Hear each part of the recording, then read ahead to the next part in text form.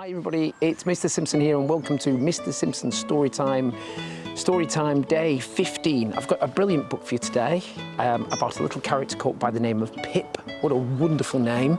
And it is the scariest thing of all. Here we go. I hope you really enjoy it.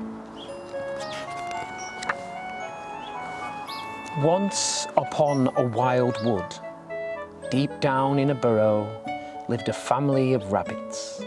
There were big rabbits, medium-sized rabbits, small to medium-sized rabbits, and one very, very little rabbit called Pip. Everything about Pip was small, except the list of things he was scared of. That was enormous. Pip was scared of all the usual things, some unusual ones, and some that were just plain weird. Poor Pip, he couldn't help it. To him, even the most harmless things were full of menace. To Pip, the sound of rainfall was exactly like the sound of a vast hister makes as it weaves its web. He just knew it was a gobbler blowing bubbles at the bottom of the lily pond. Those tree stumps? Pip was 99.9% positive they were the teeth of a giant wood troll.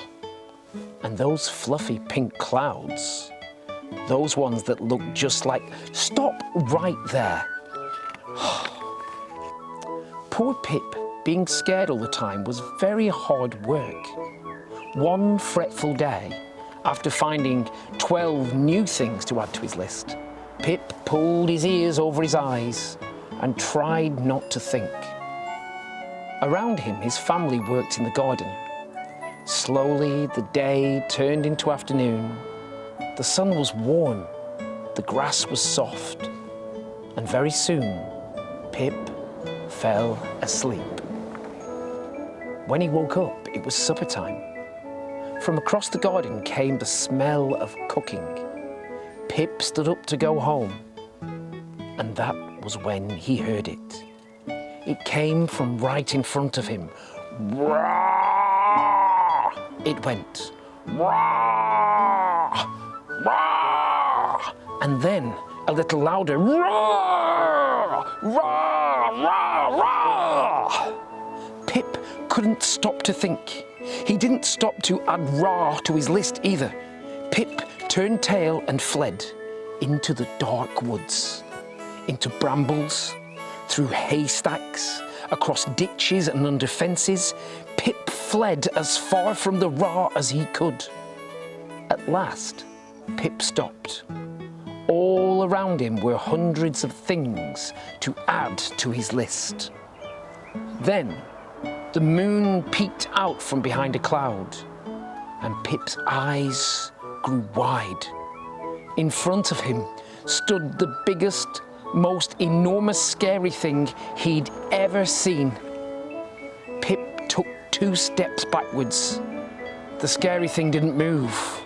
Roar! It said, roar! Pip trembled with fear and clutched himself. The scary thing kept very still. Roar! Went Pip's tummy. Roar! But the scary thing kept quiet. That's my tummy making that noise, thought Pip. That means it's me. I'm the scariest thing of all. That's what I'm scared of. Me. Pip took a big breath and said, I'm not scared of you, scary thing.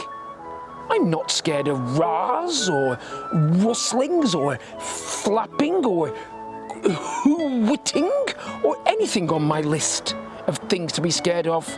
I'm not even scared of me. I'm not scared of anything. Pip waved goodbye to the scary thing. The scary thing waved back.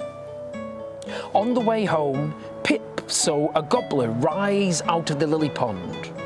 Rah! Roared Pip. I'm not scared of you.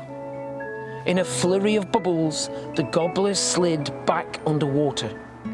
The giant wood troll thumped its stumpy teeth at Pip as he passed. "You don't scare me," yelled Pip, and the wood troll had to agree. When Pip was nearly home, a vast hister dropped out of the sky and tried to drag him into his web, which was the last time the vast hister was ever seen.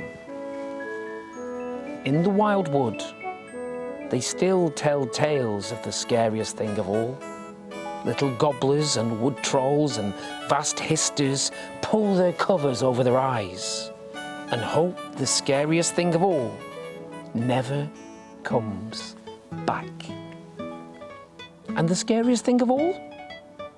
It stood on its doorstep, roared its loudest roar, and went inside for supper. I hope you really enjoyed the scariest thing of all, and remember, everybody needs to be a little bit more like Pip.